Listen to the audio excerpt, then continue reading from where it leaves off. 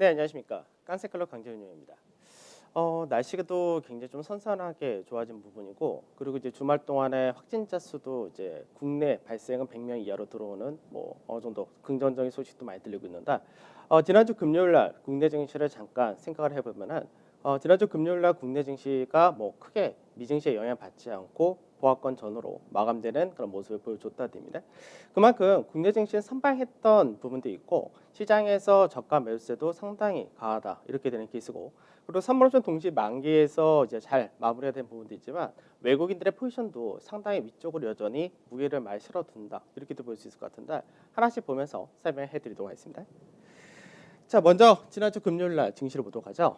지난주 금요일 날 장중에 2,400이라는 자리 때 여전히 이제 2,405포인트 전후가 저항으로 인식이 되고는 있지만 그 라인대를 계속해서 돌파 시도하는 흐름을 장중에 보여준다 됩니다.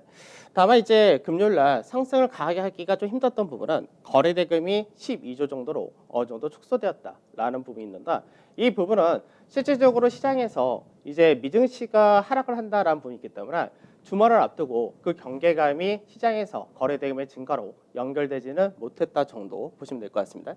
그래서 지수는 이제 보합권 정도에서 마감이 되었고, 외국인들이 1,500억 매도를 했다가 되고, 그 기간에서는 기간에서 오히려 3,100억 기간도 매도를 했다 그러는데 매수가 잘못됐습니다. 그래서 외국인과 기관은 동반 매도를 하긴 했지만 여전히 종목별 업종별로는 차별화하는 흐름은 동일했다 이렇게 보시면 될 것 같고, 프로그램이 1,200원이 나오면서 프로그램 쪽에서는 이제 추가적으로 나오기가 어려운 그런 구간에 들어왔기 때문에 이제 베이시스가 개선되는 흐름이 나타난다면 오히려 프로그램은 들어올 수 있는 여건이 상당히 높아졌다 이렇게 보시면 될 것 같습니다. 그다음 선물시장인데 선물시장에서도 이제 소폭의 강보합으로 마감이 되는 모습은 동일했다가 되죠. 외국인들이 이제 3,300개 가까운 선물에서의 매수를 보여줬다 이 부분이 있는데, 외국인들이 앞전에 이제 6월달 만기가 있었고 9월달 선물옵션 동시만기가 있었는데, 6월달 동시만기 같은 경우는 외국인들이 기존에 가지고 있었던 선물 포지션을 대부분 청산하는 그런 흐름을 보여줬다면, 9월 같은 경우는 청산보다는 대부분 롤오버 넘겼다는 이야기가 되는데, 그걸 어디서 확인하냐면 미결제 자체가 시장에서 크게 줄지 않았다는 부분에서 체크하시면 될 것 같습니다. 그러면 실제적으로 외국인들의 순매수는 만기 이후로 이제 32,090개 정도가 금요일날 들어왔던 물량이 되는데, 그 전에 있었던 물량에서 약 80% 정도는 롤오버 됐다라고 보시면 되기 때문에 아직까지 정확한 수량은 제가 체크를 하지 못한 케이스지만 실제적으로 외국인들의 순매수 규모는 4만 계약이 넘어갈 것이다 이렇게 전망이 됩니다. 그래서 베이시스가 소폭 약화로 끝났다 부분은 있지만 베이시스도 소폭 개선되는 흐름이 나타난다면 시장에서 지수 자체가 위쪽으로 올라가기 상당히 강한 포지션이 그대로 연결된다로 보셔도 되겠습니다. 그다음 코스닥 시장인데, 코스닥은 이제 0.47% 상승을 하긴 했습니다. 다만 카카오 게임즈가 상장하고 나서 연속해서 상한가를 가는 흐름을 보이면서 코스닥 지수를 카카오 게임즈가 끌고 올라간 그런 케이스다 이렇게 보시면 될 것 같은데, 거래대금 14조였고요. 외국인과 기관에서의 현물 매도가 여전히 나타나긴 했는데 좀 더 컸다 정도 체크하시면 될 것 같습니다. 그래서 만기가 지나고 나서 오히려 코스닥이라든지 소형 쪽 이런 쪽에 대해서 상대적인 강세를 띠던 부분이 조금은 약화됐다 정도 체크를 하시면 되겠습니다. 자, 해외 증시 보도록 하죠. 중국을 보게 되면 중국이 이제 중요 가격이 3,220이라는 자리대가 상당히 중요한 가격이었는데, 이 라인대를 지켜주는 흐름을 보여주면서 소폭의 상승으로 마감이 되는 모습이었습니다.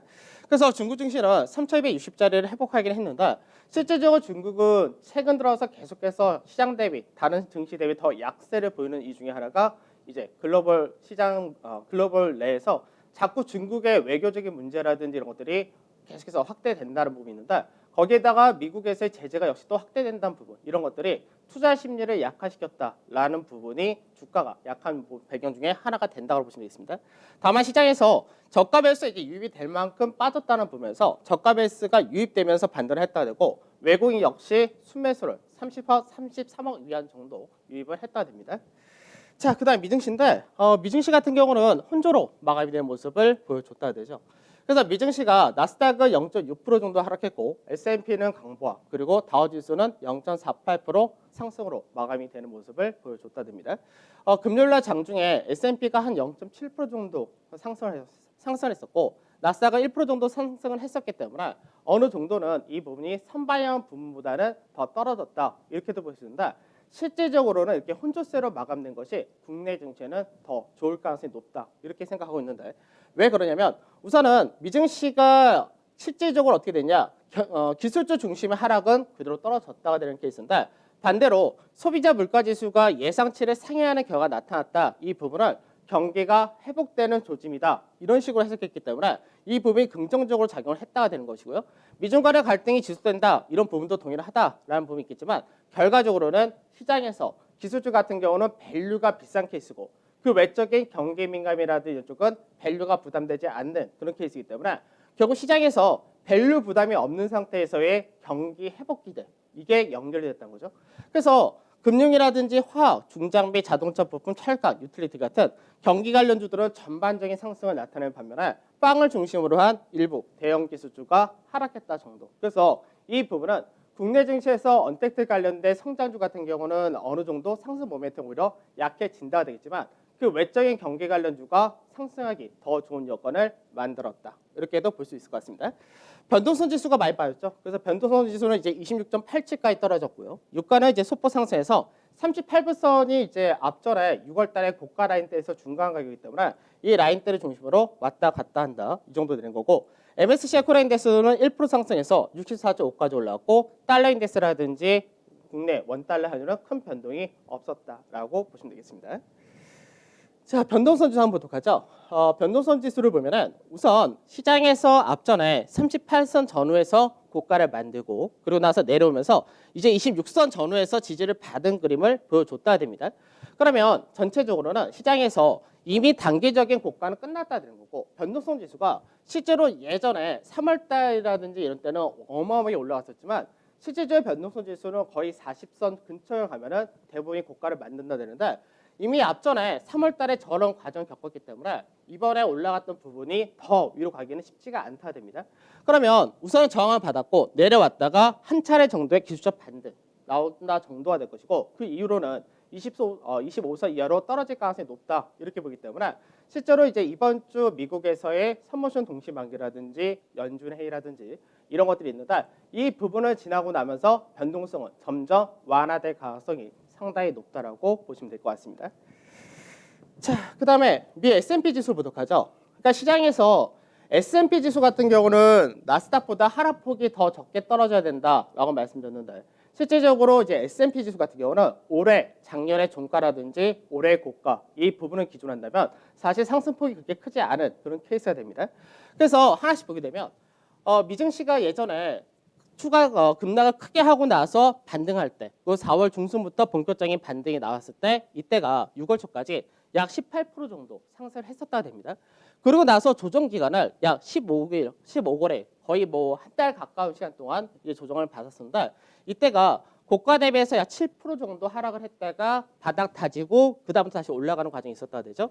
그래서 실질적으로 그 당시에는 미증시가 상승 그리고 조정 이런 과정을 거쳤었고 그리고 난 다음에 시장에서 굉장히 가파르게 여태까지 올랐던 부분이 약 19% 정도 올랐기 때문에 상승폭의 앞전에 4월 달에 올라왔던 부분과 거의 비슷하게 나타났다 됩니다. 그러고 나서 조정을 받으면서 역시 마찬가지로 7% 전후에 조정을 받았다 이렇게 되는데 그러다 보니까 실질적으로 S&P 같은 경우는 작년의 종가 2330포인트 전후 그리고 올해의 고가가 3400포인트인데 이 중간 가격인 3310포인트 정도에서 지지가 잘 된 모습을 보여줬다 됩니다. 그래서 아직까지는 기간 조정이 좀 더 필요한 그런 구간이긴 하지만 실질적으로 S&P 같은 경우는 크게 빠질 가능성은 낮다 이렇게 보고 있는데 그 부분은 시장에서 밸류라는 부분입니다. 그래서 결국 현재 미증시가 기술주는 빠졌는데 경기 민감 중심으로 반등이 나왔다. 이 부분은 미증시 자체가 전체적인 문제가 있는 것이 아니라 많이 올라가면서 밸류 부담을 느끼는 기술주가 차익 실현이 나타났다 되는 것이고 그 외적인 쪽은 괜찮다 이렇게 되기 때문에 오히려 이런 차별화가 나타난다는 부분은 시장에서 너무나 과하게 올라갔던 쪽에 대한 당연한 차익 실현으로 볼 수 있기 때문에 이런 부분이 상당히 긍정적이다라고 보시면 될 것 같습니다. 그래서 오히려 미증시가 나스닥이나 S&P랑 다 같이 올라갔으면 좀 더 불안한 국면이 이어질 수 있는데 이게 차이가 나타났던 부분이 더 긍정적이다 이렇게도 볼 수 있는 것이고요. 그 다음에 독일 지수를 잠깐 보게 되면 독일 지수도 비슷합니다. 시장에서 4월 달에 6월 달까지 상당히 가파르게 올라갔고 조정을 받고 7월 달에 한번 다시금 고가를 만들고 조정을 받고 그 과정을 거치면서 저점은 높아지면서 상단 자리 13,250이라는 자리대를 계속해서 돌파하려는 시도를 보인다. 이렇게 되는데 그러다 보니까 삼각 패턴이 만들어졌고 상승 쪽에 무게가 실린다 됩니다. 그래서 이 13,250이라는 자리대가 실질적으로 독일 증시도 작년에 종가 자리가 되는 것이고 그리고 이제 13,780이라는 자리대가 올해의 고가 라인이 되는 케이스인데 이 라인대를 이번에 돌파할 가능성이 높기 때문에 우선은 독일 증시도 기본 마디가 최소 4에서 5% 정도는 추가로 열린다. 이렇게 볼 수 있을 것 같습니다. 그래서 국내 증시 같은 경우도 코로나로 인해서 약 1개월 정도 조정을 더 받은 케이스였는데 이런 부분이 서로 맞물려 가면서 이제는 위쪽에 대한 무게가 상당히 강하게 실릴 수 있다. 이렇게 보시면 되겠습니다. 자, MSCI 코리아 인덱스 보도록 하죠. MSCI 코리아 인덱스는 시장에서 이제 64.5라는 중요 갈대를 다시 올라탔다 됩니다.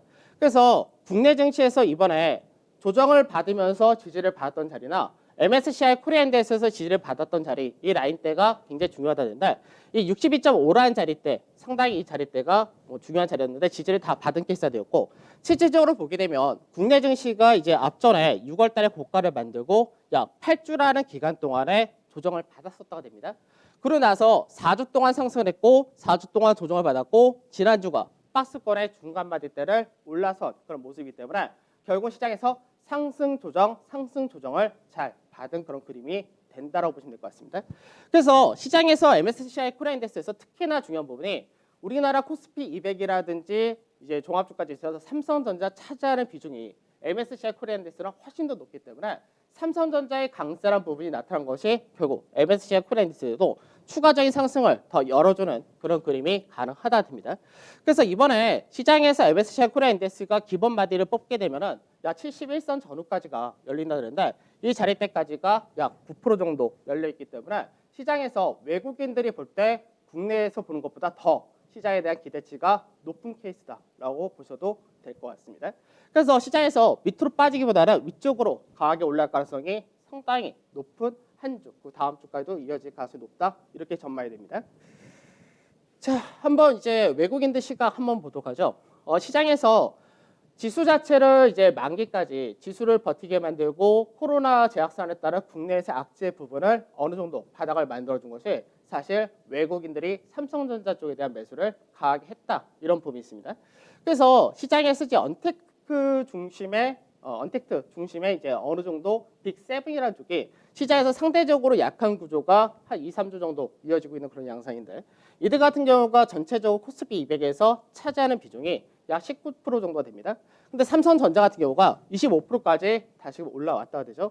그러다 보니까 삼성전자만 받쳐줘도 시장에서 언택트 관련해서 빅7이 빠진다 하더라도 충분히 방어가 가능한 모습을 지난주와 지지난주 확인을 해줬다 되는데 그러면 시장에서 반도체 쪽에서가 지금 현재 모멘텀이 계속해서 붙는 그런 케이스이기 때문에 반도체가 강세 띄워주고 그 외적인 경기 관련된 자동차라든지 뭐 개별적인 지배구조 이슈가 있는 삼성물산이라든지 통신이라든지 이런 경기 관련적으로 움직여진다면 지수 자체는 위쪽으로 열린 케이스다 이렇게 보시면 되겠습니다.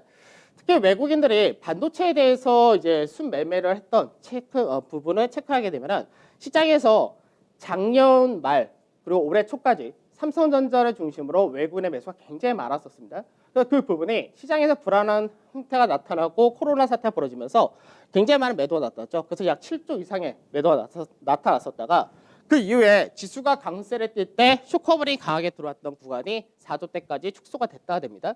그러고 나서 한 달 넘게 역시 조정을 받다가 그러고 나서 최근 들어서 앞전에 쇼커버링이 나타났었던 가장 많았던 자리대까지 다시 올라왔다가 되죠.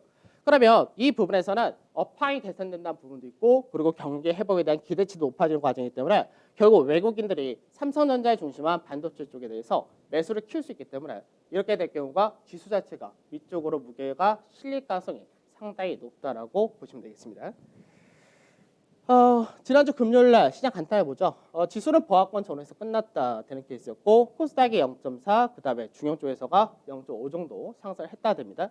근데 실질적으로는 보험업종이 상당히 강하게 움직였다. 이 부분이 전체적인 보험주들의 강세라는 부분도 있겠지만 실질적으로는 삼성생명, 삼성화재 그리고 유통 쪽에서도 역시 강세가 나타났는데 유통 쪽에서는 삼성물산 그래서 전체적으로 삼성 지배구조 관련 쪽에서가 강세가 두드러진 모습을 보여줬다 되고요. 그 외적으로도 이제 홈쇼핑이라든지 이마트 같은 이런 쪽 역시 강세를 띠는 모습을 보여줬다 됩니다. 반면에 약세가 좀 크게 나타났던 쪽이 바로 에너지와 화학 섹터인데, 이 에너지 화학 섹터에서 그동안 상승을 많이 했었던 2차 전지 같은 경우는 뭐 크게 빠지지 않았지만 하나솔루션이라든지 OCI라든지 이런 그린 뉴딜 관련주들이 단기 차익이 좀 떨어진 모습을 보여줬다, 이렇게 체크하시면 되겠습니다. 자, 수급 보도록 가죠. 수급을 보면 우선은 외국인 같은 경우가 특별하게 어떤 업종 전체를 샀다라기보다는 종목별로 대응한 모습을 보여줬다 되는데요. 우선 SK하이닉스가 800억 가까이 들어왔다 되고, 그다음 신풍제가 들어왔었고, 호텔신라라든지 삼성물산 다 지배구조 관련 쪽으로 들어왔다 됩니다. 그다음에 자동차 쪽도 역시 현대차가 들어온 모습을 보여줬고, 대림산업도 지주회사 이제 진행을 한다라고 발표했는데, 대림산업 역시 들어온 모습을 보여줬다 되죠. 그래서 전체적으로는 시장에서 어떤 업종 전체를 샀다라기보다는 약간은 이슈가 있는 종목군이라든지 반도체라든지 자동차 같은 경기 관련 쪽으로 일부 들어왔다, 이렇게 체크하시면 되겠고요. 그다음에 매도를 보게 되면 매도에서 이제 삼성전자가 매도 나왔고, 카카오게임즈, 세티론 헬스케어, LG화학, SK바이오팜, 신한지주, KB금융, 카카오 이런 식으로 매도 나왔는데, 전체적으로 이제 언택트들이 좀 더 많다 정도. 그다음에 유상증자 발표했던 신한지주에 대한 매도가 이어진다 정도, 이렇게 체크하시면 되겠습니다. 자, 그다음 기관에서 수급을 보게 되면 기관에서는 이제 전체적으로 이제 매수가 들어왔다 된 쪽이 현대오토에버 이쪽에 대해서 좀 강하게 들어왔는데, 최근 들어서 포스코 ICT라든지 삼성 SDS라든지 이런 쪽과 동일한 케이스였다라고 보시면 되겠습니다. 그 외적으로 LG전자라든지 삼성물산, 이마트, 셀트리온, 삼성 SDS, 호텔신라, 현대중공업지주, LG디스플레이 이런 식으로 들어왔다 되죠. 그래서 보게 되면은 최근 들어서 실적이 좋은 쪽으로 전망이 되는 뭐 LG전자라든지 LG디스플레이, 그다음에 현대중공업지주는 이제 풍력 수소 충전소 관련된 이슈가 있었고, 호텔신라 같은 경우 역시 삼성물산과 더불어서 지배구조 이런 쪽으로 했기 때문에 이슈가 있는 종목군들 중심으로 들어왔다라고 보시면 되겠습니다. 그다음에 매도를 보게 되면 매도에서 이제 똑같죠. 삼성전자, 카카오게임즈, 그다음에 하나솔루션이라든지 이런 그동안 많이 올라갔었던 OCI 같은 태양광, 그린 뉴딜 관련해서 차익이 좀 있었고요. LG화학이라든지 카카오 이런 언택트 관련 쪽에서도 일부 매도가 나타난 모습은 동일했다가 됩니다. 자, 그래서 9월 둘째 주 수급을 보게 되면 9월 둘째 주 외국인과 기관 역시 동반 매도가 나타났다 됩니다. 다만 여기서 차이가 나는 거 뭐냐면 외국인들의 누적 매수가 매도가 규모가 얼마 안 됐다가 되죠. 그래서 외국인 같은 경우가 실제적으로 지난 한 주 동안에 한 1,600억 정도 매도를 했다가 되고, 반면에 기관에서의 매도가 상당히 컸다 되는데 금융투자가 4,300억, 투신이 3,400억, 그리고 연기금이 5천 정도 매도하면서 기관에서의 매도가 상당히 크게 출회된 모습을 보여줬다 됩니다. 그다음에 코스닥 같은 경우도 외국인과 기관의 동반 매도는 동일했다 되는데, 여기서 체크해야 될 부분은 거래소가 외국인이 약 1,600억 정도 매도한 반면 코스닥에서 3,000억 정도 매도를 했다. 그렇기 때문에 실제적으로 외국인의 매매가 거래소에서는 매도가 제한됐던 반면 코스닥의 매도가 좀 더 많았다, 이렇게 보시면 되겠죠.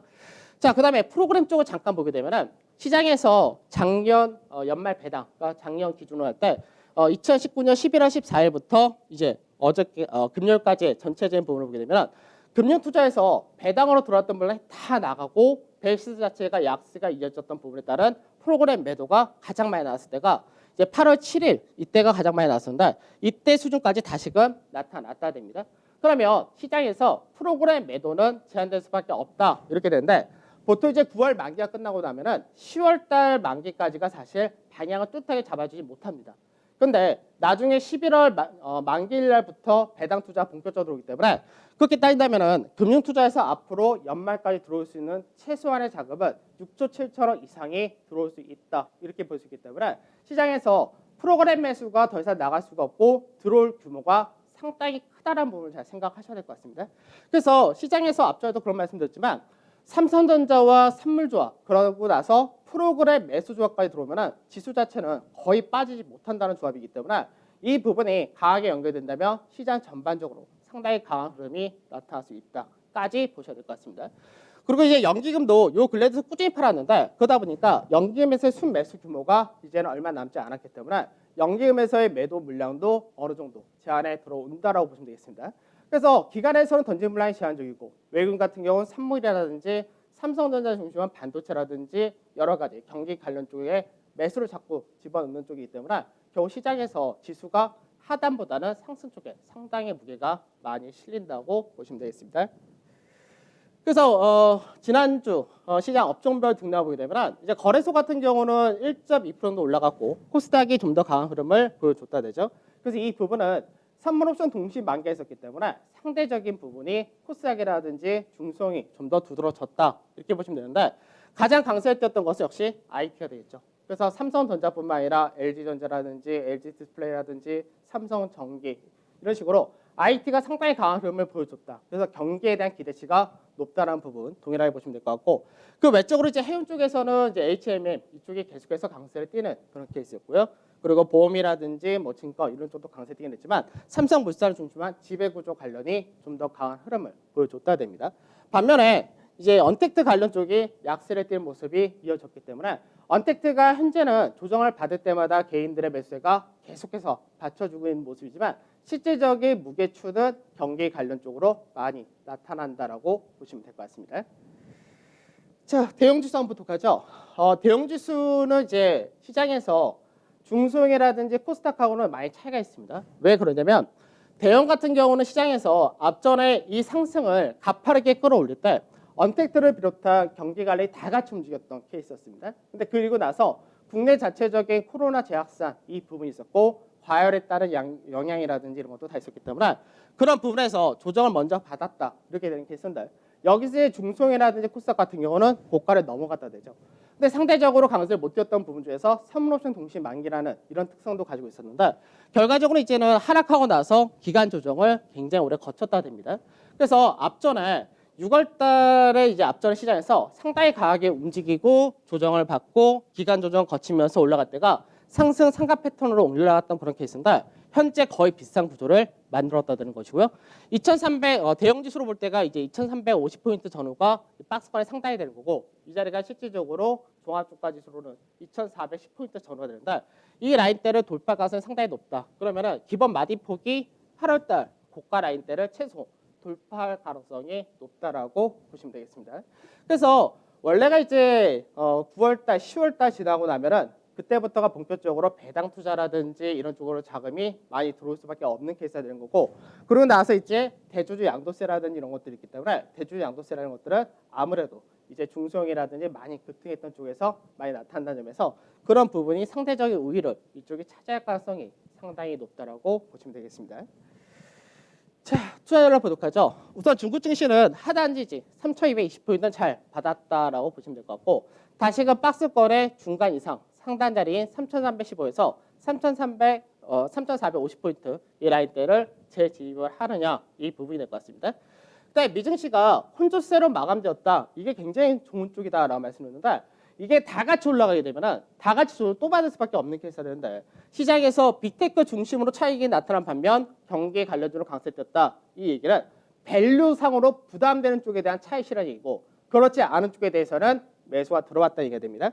그래서 결국 경기 회복과 밸류란 부분을 시장이 더 신경 쓴다는 이야기 때문에 국내 증시 같은 경우는 밸류가 싸다가 되겠죠. 물론 국내 증시에서도 많이 올라갔던 언택트 중심의 이제 성장주 이쪽에선 차익 실현 역시 나타날 수 있다 정도는 염두하셔야 될 것 같습니다. 그다음 이번 주 미국에서 연준회의가 있습니다. 그래서 연준회의 같은 경우가 미 대선이 이제 11월 달에 했는데 그 전에 마지막 연준회의가 되는 거고 여기서 특별하게 언급될 것이 없을 것으로 전망되기 때문에 결국 이런 부분은 시장에서 불확실성을 제거해 준다라고 보실 수가 있습니다. 그래서 오히려 시장에서 9월 달과 10월 달 국내 증시가 더 차별화되면서 강세 뛸 수 있는 가능성도 높아진다라고 보시면 될 것 같고요. 그다음에 미국에서의 선물옵션 동시만기가 이번 주 금요일에 있는데 이후에 변동성이 더 완화되는 국면으로 진입될 가능성이 상당히 높다고 봅니다. 그래서 변동성 지수가 25선 이하로 떨어지게 되면 시장 자체가 다시금 안도감을 할 텐데 그럴 가능성이 높다 이렇게 전망이 됩니다. 그래서 국내 증시는 우선 프로그램이 강하게 들어올 수 있는 여건이 만들어졌고 이 구간이 지나고 나면은 그 다음에 배당 투자 들어오기 때문에 그래서 대형주 중심의 가격과 기간 조정이 마무리되었다로 보시면 될 것 같고 프로그램 매도가 최소한 나오지 못한다. 이 부분은 시장에서 수급적인 부분에서 대형주의 움직임이 수월하다 됩니다. 외국인들의 선물 누적 매수 포지션도 상당히 많은 구조 동일하다고 보시면 될 것 같고요. 그리고 이제 시장에서 제조업 구매자 관리 수는 글로벌 전체가 다 강세가 이어지는 반면 서비스 구매자 관리 수 같은 경우는 소폭 약화되는 흐름을 보여준다 됩니다. 무슨 얘기냐면 서비스 지수가 아무리 좋게 나오려고 해도 시장에서 많이 물건이 만들어 놓고 그 물건이 판매가 되거나 그런 과정이 필요한데 지금 현재 이 부분이 상대적으로 제조업 쪽이 더 우위를 차지한다라고 보시면 되겠습니다. 그래서 제조업이 강한 국가 중에 하나가 바로 우리나라라든지 유럽에선 독일 이런 케이스가 되는데 그래서 우리나라나 독일 이런 쪽에 대한 아까 차트를 보여드린 건데 그래서 경기 개선에 대한 기대감이 더 높아진다라고 보시면 되겠습니다. 그래서 국내 제조업 모멘텀이 커진다 이 부분은 결국 경기 관련된 IT라든지 자동차, 소재, 산업재 이런 쪽이 상대적으로 우위를 취할 가능성이 높다라고 보시면 될 것 같고요. 그다음 국내 코로나 확진자 수 역시 이제 해외를 제외할 경우는 100명 미만으로 들어왔다는 부분도 긍정적이다라고 보시면 될 것 같습니다. 그래서 9월에서 10월 사이에는 경기 관련된 중심의 실적 개선 가치인주 이쪽에 대한 비중 확대하자라는 전략은 그대로 간다라고 보셔야 될 것 같고 대형과 중형 이쪽에 프로그램이 들어올 때에 수혜까지 볼 수 있다는 점도 염두를 해두셔야 될 것 같습니다. 그래서 코스피 지수는 하단은 별로 떨어질 자리가 없고 상단 자리는 2,480포인트 정도 전망이 되기 때문에 8월달에 고가 라인대를 돌파 가능성이 높다라고 보시면 될 것 같고요. 코스닥이 차익 실현과 추가 상승세를 같이 나올 수도 있기 때문에 코스닥은 밴드폭이 좀 넓다라고 보셔야 될 것 같습니다. 그래서 반도체, IT 중심으로 계속해서 보시면 될 것 같고 자동차 마찬가지고요. 디스플레이, 뭐 LG 디스플레이밖에 없으니까. 그다음에 지배구조 관련해서는 뭐 여러 종목들 다 설명해드렸으니까. 그다음에 조선이나 건설도 역시 보셔야 되고 전체적으로 경기 관련된 순환 양상까지도 준비를 좀 하시면 될 것 같습니다.